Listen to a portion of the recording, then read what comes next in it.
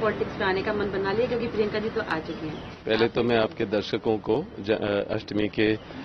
शुभकामनाएं दूंगा और मैं बहुत खुश हूं कि मेरे जन्म के समय से हम लोग सेवा करते हैं सब जगह पूरे देश भर में, और मेरा धार्मिक दौरा भी होता है। तो मैं कल वृंदावन गया था और वहां भी मैंने प्रार्थना की कि सब लोग पूरे देश में सुख शांति का माहौल बने रहे और राहुल और प्रियंका जो प्रचार कर रहे हैं उनकी सुरक्षा के लिए, और देश भर में जितने भी लोग अपने राजनीतिक तौर से मेरा यही सोच है कि सेक्युलर रहना चाहिए और धर्म की राजनीति से दूर होना चाहिए, और जो असल में लोग के मुद्दे हैं उसके बारे में प्रधानमंत्री जी को बात करनी चाहिए और उसके बारे में ध्यान देना चाहिए कि हम प्रगति की ओर कैसे जाएं। तो भाजपा तो कहती है कि कांग्रेस सनातन विरोधी है। नहीं, देखिए, मुझे पता है कि मेरा परिवार पूरा सेक्युलर है और एक सेक्युलर देश के बारे में सोचता है हमेशा, और राजीव जी और इंदिरा जी के टाइम से भी वैसा ही सोच है। और रही बात मेरे सक्रिय राजनीति में आने की, देखिए आप देख रहे हैं जैसे मैं आज सेवा कर रहा हूं, भंडारा है मेरे, हर हफ्ते भंडारा होता है और पूरे देश भर में मैं कुछ न कुछ सेवा करता हूं या लोगों के बीच में रहता हूं, और जैसे भी मेरे से लोगों के बीच से जो भी उनकी समस्या है उसका समाधान ढूंढना मेरा कर्तव्य है, क्योंकि मैं गांधी परिवार का सदस्य हूं और मेरे को बहुत मजबूती मिली है। और जब मैंने लोगों के लिए ज्यादा काम किया है और विकलांग बच्चे हों या अंधे बच्चे हों उनके लिए, तो चाहे मैं राजनीति में हूं या ना हूं, मेरा जरूर मेरी मेहनत जारी रहेगी और लोगों के बीच में रहने की। और हाँ, रही बात तो पूरे देश से पुकार आ रही है कि आप सक्रिय राजनीति में आइए, और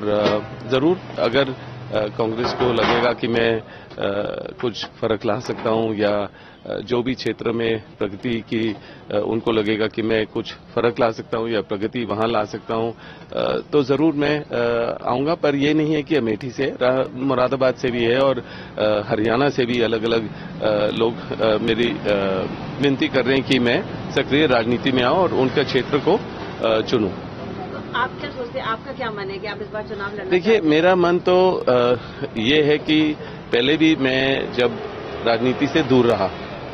पर अलग अलग पार्टियों ने मुझे किसी न किसी तरह राजनीति में खींचा, क्योंकि राजनीतिक तौर तरीके अपनाए मेरे को परेशान करने के लिए या गांधी परिवार का सदस्य होने के नाते मेरे को परेशान करने के लिए। तो हमेशा मेरे को एक राजनीतिक टूल या सॉफ्ट टारगेट या हार्ड टारगेट जैसे भी है वो जरूर इस्तेमाल करते हैं जब भी कोई भी इलेक्शन हो। पर लोगों को ये लगा है कि आप अगर अपनी बात रखेंगे तो अपने दफ्तर से या कोई एक उद्योगपति जैसे नहीं, आप एक राजनीति में आइए, एक सांसद होने के नाते आप उनको जैसे राजनीतिक जवाब दे पाएंगे अगर संसद में होते हैं आप। इस तरीके के आरोप लगते रहे हैं लैंड डीलिंग के, ये सब, इन सबको आप कैसे लेते हैं? नहीं, अब तो बहुत समय हो गया है और जो भी उन्होंने आरोप लगाए बेबुनियाद थे, क्योंकि मैंने ईडी में भी जितने भी सवाल थे वो जवाब दिए, और जहां से उनको लगा कि मैंने पहले अपना 1 रुपया भी कहां से कमाया, और उनको लगा कि मतलब 23,000 डॉक्यूमेंट में दिए उनको, और जितने सवाल थे 15 बारी मैं गया हूं और 15 साल 15 घंटे 12 से 15 घंटे मेरे को वहां रोका गया, और जितने भी उनके आरोप थे वो बेबुनियाद थे। और आपको दिखेगा कि जब भी इलेक्शन का समय होता है या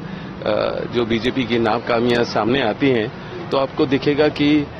मेरा नाम जरूर इस्तेमाल होता है। स्मृति ईरानी जी अडानी का कोई फोटो ले लेंगे, पर वही कुछ साबित नहीं कर पाते हैं और वही मामला टल जाता है जब उनको लगता है जरूरत नहीं है। तो ये गलत है,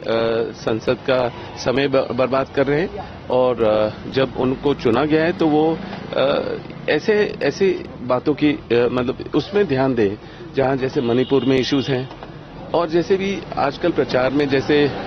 प्रधानमंत्री जी बात कर रहे हैं कि मांस और मच्छी के बारे में, वो मतलब ये क्या टॉपिक्स हैं जो पूरे देश में इस चीज की बात करने की जरूरत पड़ रही है उनको अपने प्रचार में, और यही चीज वो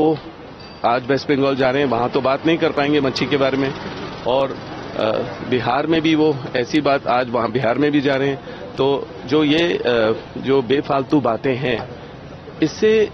एक प्रधानमंत्री की सोच के बारे में पता चलता है, और ये पता चलता है कि वो देश के बारे में क्या सोच रहे हैं, देश के लोगों को क्या सोच रहे हैं, और वो एक तरीके से देखते हैं लोगों को। ये नहीं देखते कि हमारे देश में बहुत कल्चर है, हेरिटेज है, और सबको एक्सेप्ट करना चाहिए। क्या उनकी जो उनकी नहीं सोच नहीं, जो उनकी वो है, जो अगर वो अपने जिस भगवान को मानते हैं और जो खाना चाहेंगे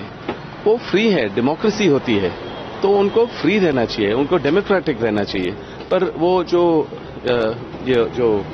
फियर की पॉलिटिक्स है, जो डर बिठा दिया लोगों में कि वो व्हाट्सएप नहीं कर पाते हैं या मतलब कि कुछ बोल नहीं पाते हैं, ये माहौल हमारे देश के लिए प्रगति नहीं लाएगी।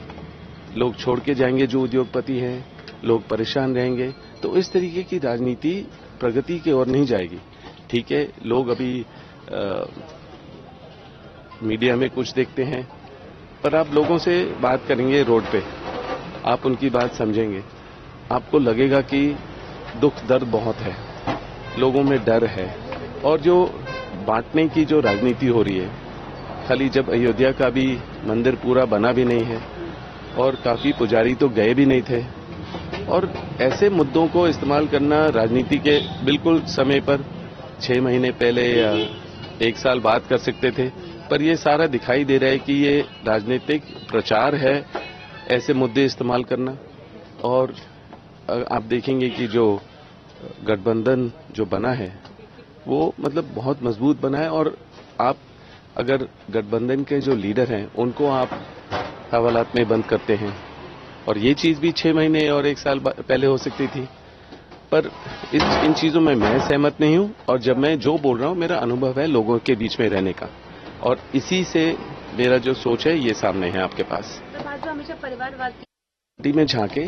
उन्होंने जिस तरीके से, जिस लालच से लोगों को खींचा है,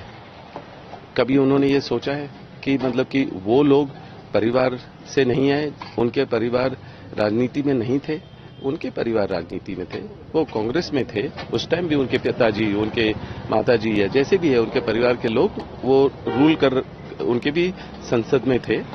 तो परिवारवाद से मैं बिल्कुल जो उनकी सोच है वो गलत है, क्योंकि आप अपने पुरखों से, अपने परिवार से कुछ भी सीखोगे तो आप वो उनकी सोच को आगे ले जा सकते हैं, चाहे आप बिजनेस में हो या स्पोर्ट्स में हो या राजनीति में भी हो। तो मैं इससे बिल्कुल सहमत नहीं है कि परिवार की बात करेंगे। और जहां अगर कोई भी गवर्नमेंट चल रही हो, कहीं भी सरकार चल रही हो, अगर आप उसको तोड़ते हो और मतलब जिस तरीके से लालच करके 6 मंत्रियों को आप तोड़ते हो अपनी तरफ, तो इस तरीके से जो राजनीति है, लोग फिर भी परेशान हैं कि जो सरकार हमने चुनी है, हमने जिसको वोट दिया है, उनको अपने समय तक चलना चाहिए।